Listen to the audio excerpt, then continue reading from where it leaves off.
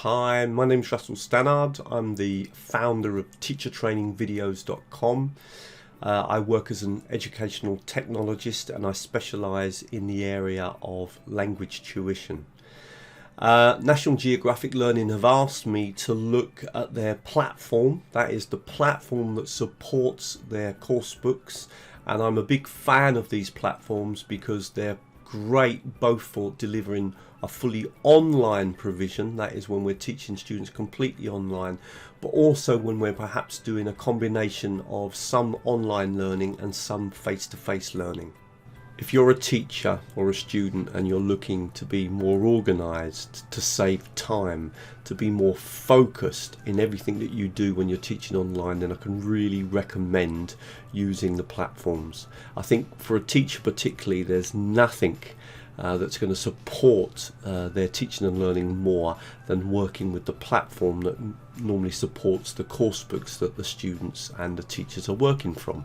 The idea of these platforms is that they provide the learning material to support and complement what is available in the course book.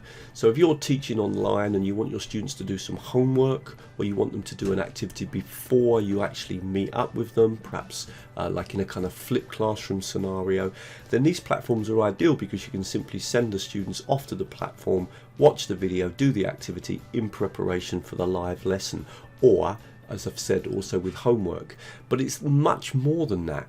These platforms also track what the students do, so it's very easy afterwards to look if the students have completed an activity to see what marks they got, what problems they're still having, etc. So they're great in terms of tracking students, and they're also a very effective way of messaging students, so we can message students and even set up discussions.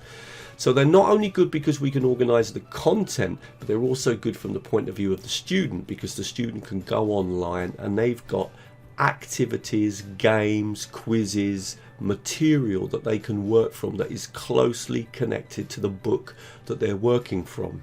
And so these platforms support both the teacher and the students. Now let's just take a quick look at what these platforms actually provide.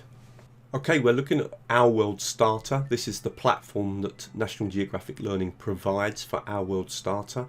And we're taking a look from the student's point of view here. And I can go straight into Unit 1 of the course. And you'll see here that there's lots of ticks by a series of activities on the screen. And that's because these are all the assignments that the teacher has set for me. And you can see that I've already done them. But I can actually access all of the content in Unit 1 by just simply clicking here.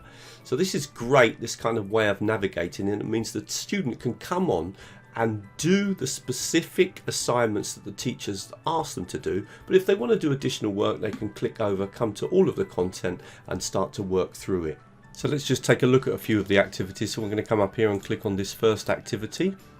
And what we see is that we've got a listening. A blue book. A green eraser. And the idea, of course, is that we colour the objects according to the colours. A yellow pencil. An orange crayon.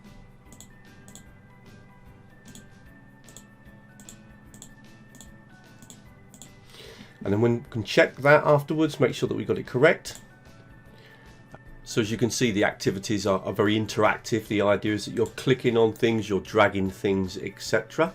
And we can move on to another activity by simply clicking here and moving on to the next activity, or we can come back to the main page just by clicking here, and it's going to bring us back to the content of that particular unit. So the stars represent games. Let's just click on one. You'll see that the games are normally quite interactive. This one, for example, has a spinning wheel.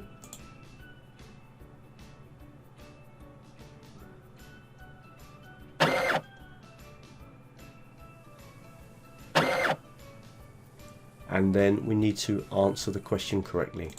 It's a book. And we can check that and then continue.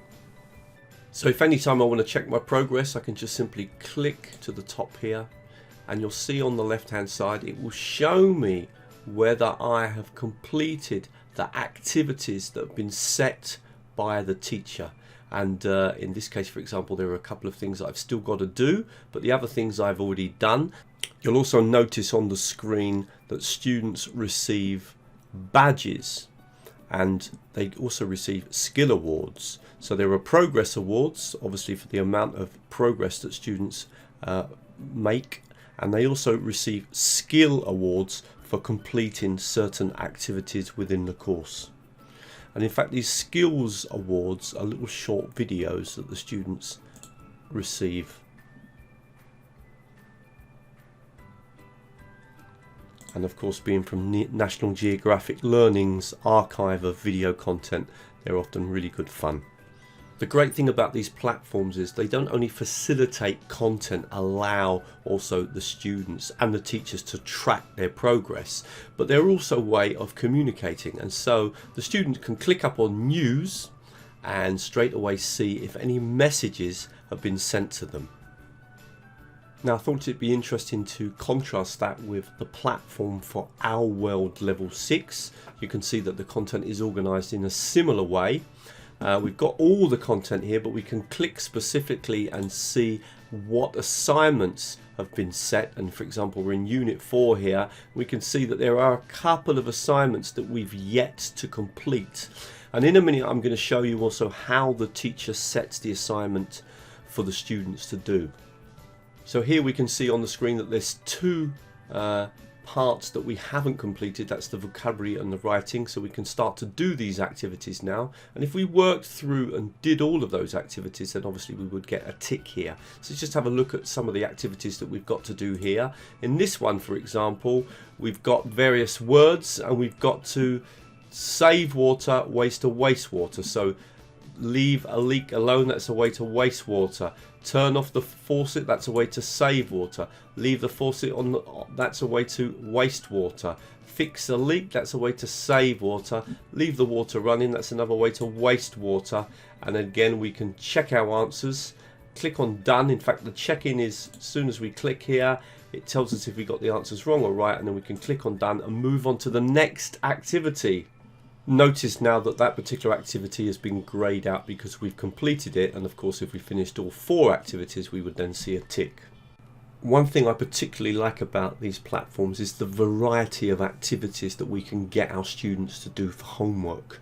Now obviously we can do that anyway by searching for things on the internet, but that can take time. But this way we can simply choose the activities that we want the students to do, set them as assignments. The students open up the platform and they know exactly what they need to work through, and all of that is tracked. Now interestingly, I actually use a platform to study Polish, and I find it immensely helpful for me to be able to do this extra work outside of the class, targeted work connected to what I'm doing in the lessons with my teacher. So for example, we've got reading material that also includes the audio, and even more than that, when we play the audio you'll notice that the words are being highlighted, and this can really be helpful to a student that is able to both read and listen at the same time. Angel Falls. Imagine searching for gold, but instead of finding it, you see one of the great wonders of the world. This is something I find really useful in language learning, and I've done this for the several languages that I've learnt to speak.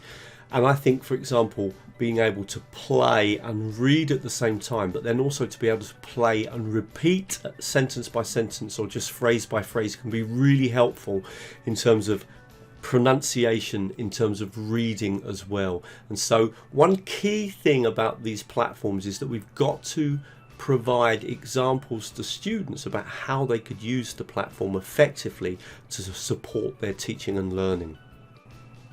One of the things I really like about the platforms is being able to link it into what I do in a live class, and that could be an online lesson or even an actual face-to-face lesson. In other words, I get the students perhaps to watch a video at home and take some notes, or maybe do a reading and answer some questions in preparation for what I want them to do in the lesson. So a typical activity might be that I've asked them to read an extract from a book at home. They come into class, or online as well, and I put them into breakout rooms or I put them into groups, and then I give them a series of questions to discuss related to the article that they've read at home. And the reason I do that is because it means that I can make better use of the class time, in the way that I get the students to do more group work and more activities that are focused on them, much more student-centered. So this would be a perfect example. We've got an extended reading activity here. So if we click on this, we could get the students to read this at home, and again they can always listen to the audio while they're reading, get them to take some notes or maybe give them some questions to consider in preparation for a discussion in the class time. Now that class time could be in a face-to-face lesson with students, or it could of course be online with the students working in breakout rooms. So I thought it'd be interesting to see what it's like to log in as a teacher and to be able to set assignments and also to be able to track what students are doing. And again, this is going to save so much time for the teacher because they've got access to all the content, they can set assignments, they can track students all in one place and one login. Okay, so I'm logged in here as the teacher. I'm going to go to one of my specific courses, so I'm going to click on this course here. And immediately I come into that course, I can launch it, and now I've got these various settings here. One of the most important ones is of course assignments. Now if I click here, I can actually see all the assignments that I've currently set, and I can also see the number of students that have completed that particular assignment. If I want to actually set an assignment, all I need to do is click up here, new assignment. I give the assignment a name, so let's going to call this July assignment. I can leave a message if I want. I can choose an end date. In other words, this is the date when the assignment will be available. Okay, so from the 6th or the 30th of the 6th to the 4th of the 7th. I can allow students to repeat the assignment if they want to repeat it, which I'm going to do. If I don't want to select dates, I can click here. I click on the next button. Now I select which students this assignment is relevant to. So I'm going to say in this particular case, all the students. I can choose particular students if I want to. Perhaps for remedial work that could be very useful. I'm going to click on continue, and now this is where I set the assignment.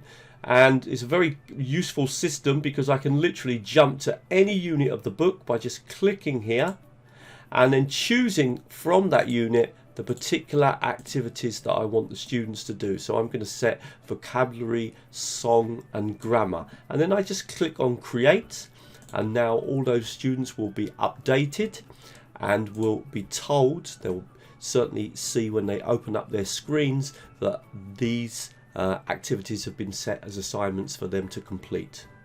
What I also like about the assignments is the way that they're tracked. So for example, if I just scroll down here and come to any of the assignments, I can just click and immediately it will give me the score. So I can see that there's 2 students here and one student's completed the assignment and got 70%, and the other student still hasn't done the assignment. So that tracking ability and that quick view of who has done the assignment, who hasn't done it, and what score they achieved is very, very useful. So I can track students or what students have completed at an assignment level, but I'm also able to do that at a student level. If I want to check on the students, and I can see I've got 2 students in this particular class, one of them has completed 5% of the assignments and one of them has completed 25% of the assignments.